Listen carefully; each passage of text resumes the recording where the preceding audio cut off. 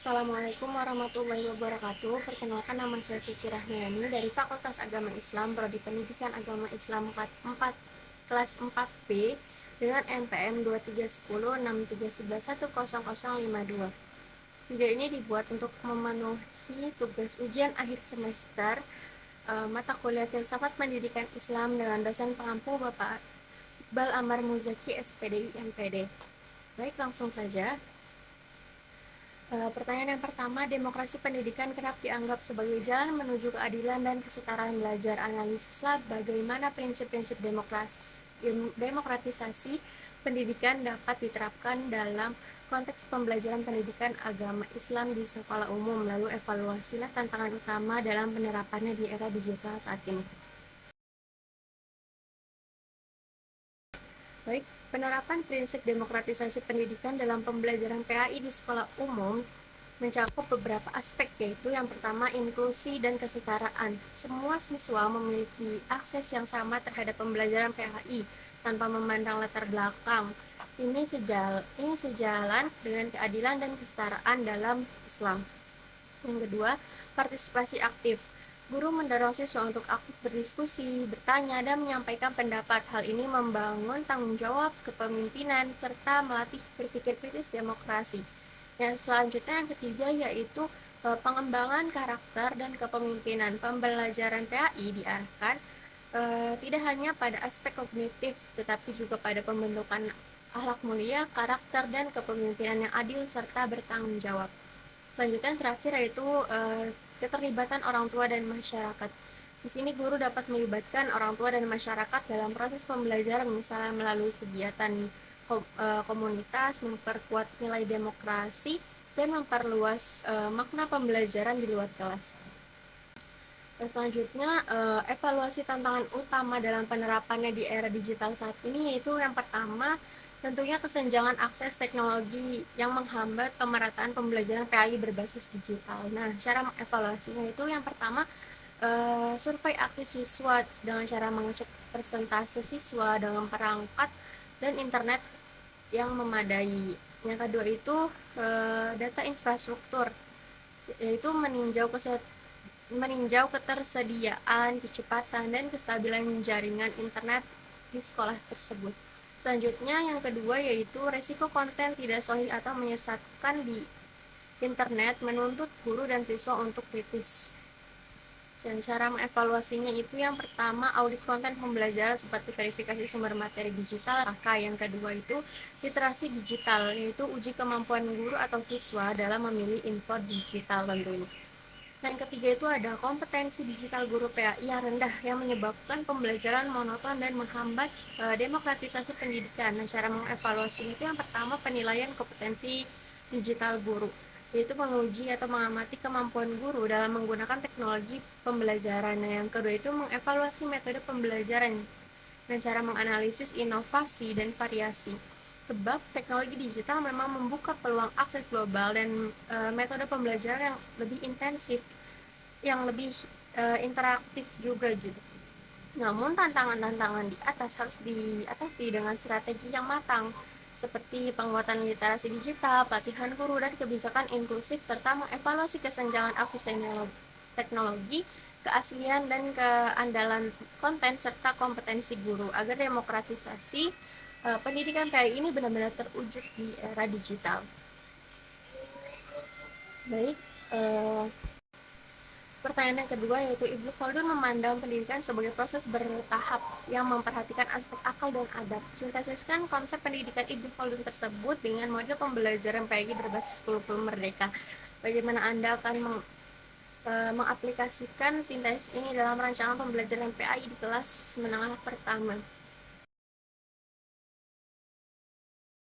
Baik, Ibnu Khaldun ini memandang pendidikan sebagai integrasi akal dan adab. Akal mengembangkan ilmu pengetahuan melalui berpikir bertingkat, sedangkan adab membentuk karakter moral.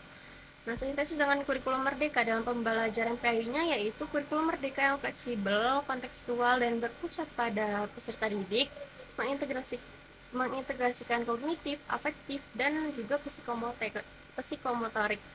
Nah, konsep Ibnu Khaldun ini menyatu dengan kurikulum merdeka dalam PAI melalui yang pertama itu pembukaan kelas, yang mana guru mengaitkan materi PAI dengan pengalaman nyata siswa yang membangkitkan rasa ingin tahu akan pentingnya akal dan adab. Yang kedua itu pendekatan bertahap. Materi disusun sistematis dari pengalaman konsep dasar, diskusi kelompok, hingga refleksi pribadi. Nah, yang ketiga itu metode pembelajaran yang mana menggunakan diskusi, tanya jawab, studi kasus, proyek yang misalnya kayak karya tulis atau presentasi penerapan nilai Islam gitu, dan problem based learning. Yang keempat itu penguatan karakter yang mana terintegrasi melalui praktik ibadah, pengembangan toleransi, kerjasama, dan tanggung jawab sosial. Selanjutnya itu dalam penilaian otentik yang menilai aspek kognitif, afektif, dan psikomotorik berupa portofolio, observasi sikap, atau proyek.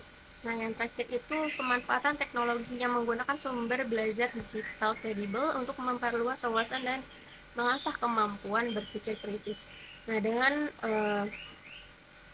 ini saya berharap siswa SMP tidak hanya mendalami agama tetapi juga mengembangkan kemampuan lainnya. Baik, yang ketiga yaitu pertanyaan yang ketiga. Kiai Haji Ahmad Dahlan menekankan pentingnya integrasi ilmu agama dan sains dalam pendidikan. Evaluasilah relevansi pandangan ini dalam menghadapi tantangan dekadensi moral di kalangan pelajar saat ini. Selanjutnya jelaskan satu desain pembelajaran PAI yang mencerminkan semangat integrasi tersebut. Baik, Kiai Haji Ahmad Dahlan ini menekankan integrasi ilmu agama dan sains untuk membentuk pribadi cerdas, bermoral, dan berakhlak. Hal ini relevan atas dekadensi moral pelajar karena membantu mereka memahami nilai agama secara kontekstual di era modern.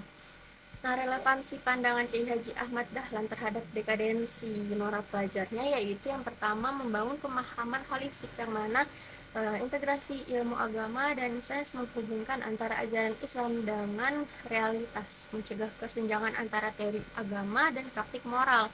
Yang kedua itu menguatkan karakter Islam yang mana pembelajaran PAI menekankan pengembangan karakter melalui pemahaman ilmiah dan etika yang seimbang, membantu pelajar membuat keputusan moral yang tepat. Yang terakhir itu meningkatkan relevansi dan motivasi belajar.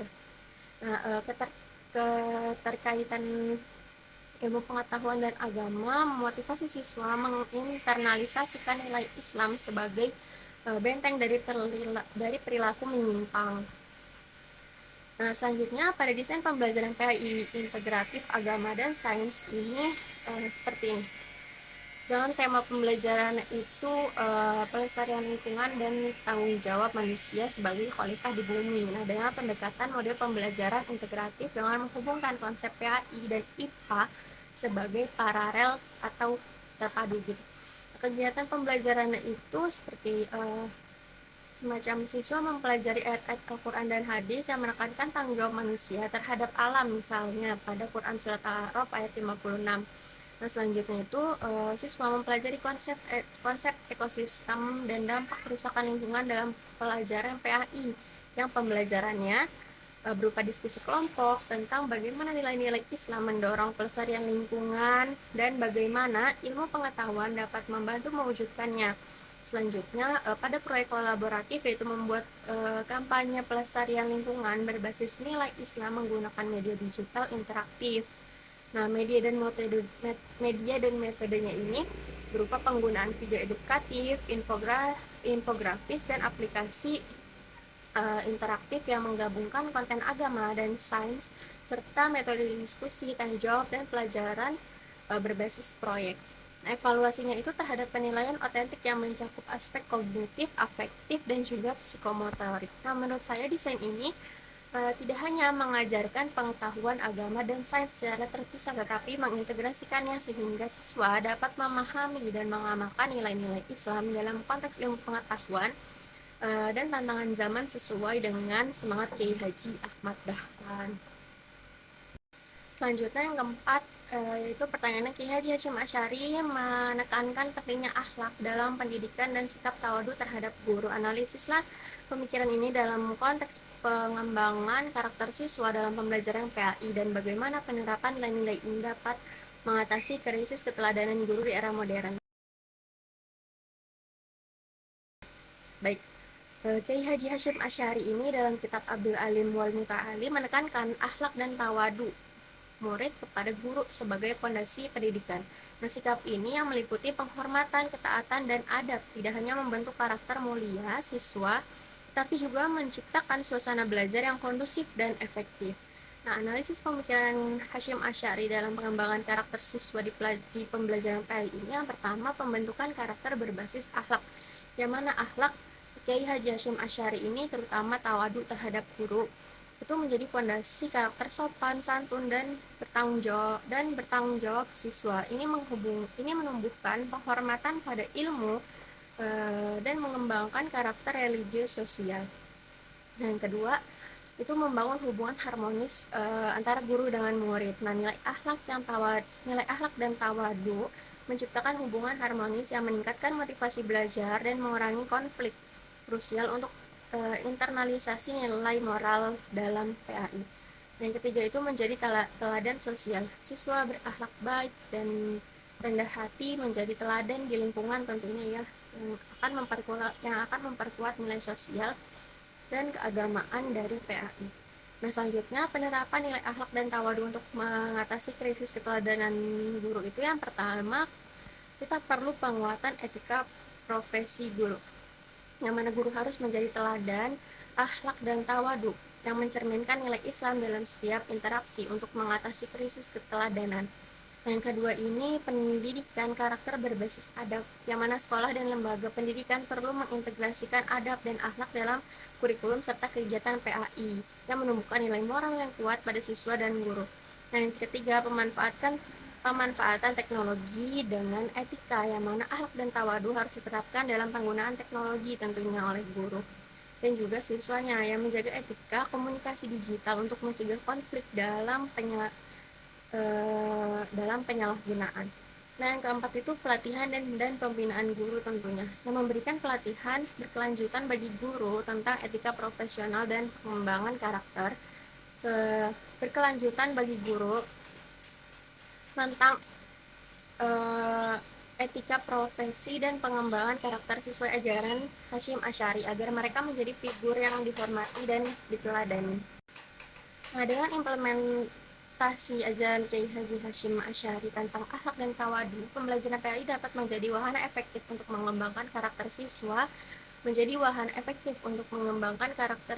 sekaligus mengatasi krisis keteladanan guru di era modern ini, yang menciptakan lingkungan pendidikan yang beradab dan produktif. Baik, pertanyaan yang kelima, Ahmad Hasan dari Persis menekankan pentingnya purifikasi ajaran Islam melalui pendidikan yang berbasis pada Al-Quran dan Hadis. Nah, analisisnya pemikiran ini dalam konteks kurikulum pendidikan agama Islam saat ini. Apakah pemikiran tersebut lebih mendukung konservatisme atau reformisme dalam pendidikan? Nah, berikan argumen Anda.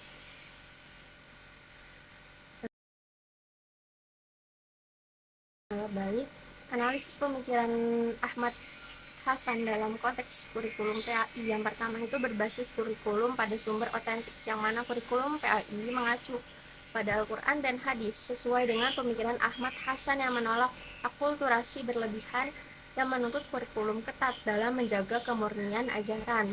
Nah, yang kedua, penguatan pendidikan karakter dan moral, yang mana berfokus pada Al-Quran dan Hadis diharapkan membentuk karakter siswa yang berlandaskan akhlak mulia dan pemahaman agama yang benar.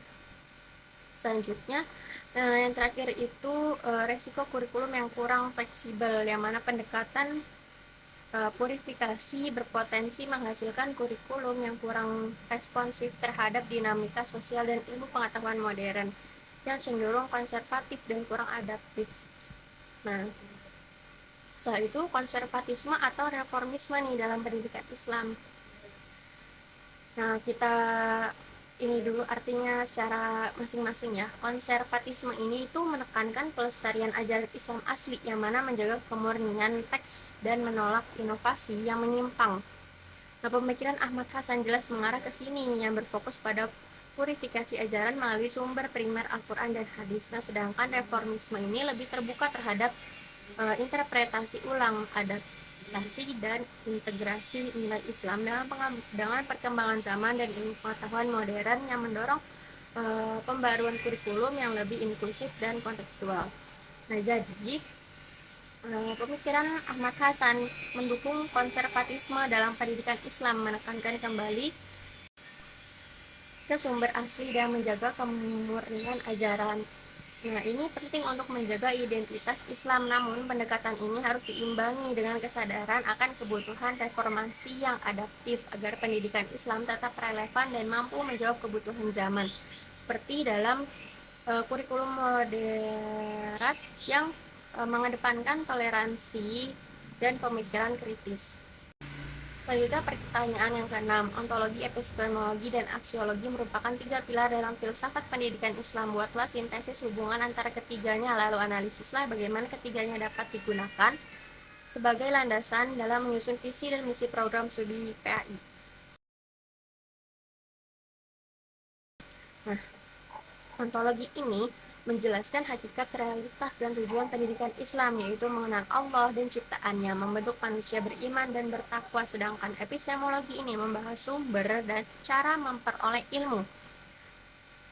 Wahyu, Al-Quran, dan hadis adalah sumber utama yang dilengkapi akal dan pengalaman untuk memahami serta mengaplikasikan ilmu secara kontekstual. Nah, kalau aksiologi ini fokus pada nilai dan tujuan pendidikan, yang mana pembentukan karakter mulia, moralitas, dan kebahagiaan hakiki. Nah, tujuannya ini menghasilkan insan kamil yang cerdas intelektual, berakhlak, dan berkontribusi positif. Nah, tiga pilar ini sangat terkait ya, ontologi menentukan tujuan, epistemologi cara memperoleh ilmu, dan aksiologi mengarahkan nilai dan manfaat ilmu. Nah, dalam perumusan visi dan misi PAI, visi berdasarkan ontologi menghasilkan lulusan yang memahami hakikat manusia, beriman, berakhlak mulia, dan mampu mengintegrasikan ilmu agama dengan modern. Nah, misi berdasarkan epistemologi menekankan penguasaan sumber ilmu Islam dan metodologi ilmiah. Sedangkan misi juga berdasarkan aksiologi membentuk karakter mahasiswa berakhlak, bertanggung jawab, dan mampu mengimplementasikan nilai Islam dalam masyarakat. Nah, dengan demikian berdasarkan aksiologi dengan demikian PAI tidak hanya fokus pada penguasaan ilmu agama, tetapi juga pada pengembangan karakter dan kontribusi sosial sesuai tujuan pendidikan Islam. Pertanyaan yang ketujuh, Syekh Al-Atas memperkenalkan konsep takdib sebagai orientasi utama pendidikan Islam. Evaluasilah konsep ini dalam perbandingannya dengan tujuan pendidikan nasional. Bagaimana konsep ini dapat diterapkan dalam penyusunan RPP pada mata pelajaran PAI. Konsep takdib oleh Syekh Al-Atas adalah pendidikan Islam yang membentuk akhlak, adab, dan kepribadian sempurna berdasarkan nilai Islam integral. Bukan sekedar transfer ilmu, melainkan pendisiplinan jiwa dan pembentukan karakter berlandaskan tauhid. Nah, evaluasi konsep takdib dalam tujuan pendidikan nasional itu yang pertama, keselarasan ilmu spiritual dan moral, yang mana takdib sejalan dengan tujuan pendidikan nasional sesuai dengan Undang-Undang Nomor 20 Tahun 2003 untuk mengembangkan manusia beriman, bertakwa, berakhlak mulia, dan bertanggung jawab sosial. Yang kedua itu pendekatan holistik, yang mana tadi mengintegrasikan kognitif, afektif, dan psikomotorik secara seimbang, serupa dengan visi pendidikan nasional yang mengembangkan peserta didik secara menyeluruh. Nah, yang terakhir itu perbedaan fokus, yang mana tadi lebih menekankan dimensi spiritual dan akhlak Islami mendalam, sementara pendidikan nasional lebih umum dan inklusif. Keduanya dapat saling melengkapi.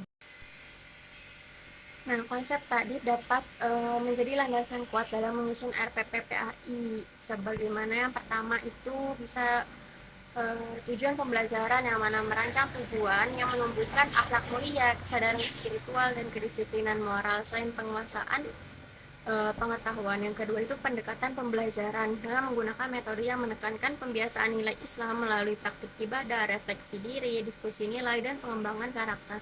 Yang ketiga itu kegiatan pembelajaran, mengintegrasikan pengalaman nilai Islam dalam kehidupan sehari-hari seperti kegiatan sosial dan pengembangan empati.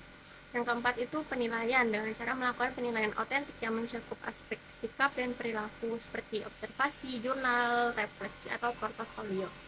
Nah, yang terakhir itu integrasi nilai nasional, yang mana memasukkan nilai-nilai Pancasila dan tujuan pendidikan nasional untuk konteks pembelajaran PAI dan pembentukan warga negara yang baik. Nah, dengan demikian, tadi membentuk RPP PAI tidak hanya mengajarkan ilmu agama, tetapi juga membentuk karakter dan akhlak siswa secara menyeluruh, selaras dengan tujuan pendidikan nasional.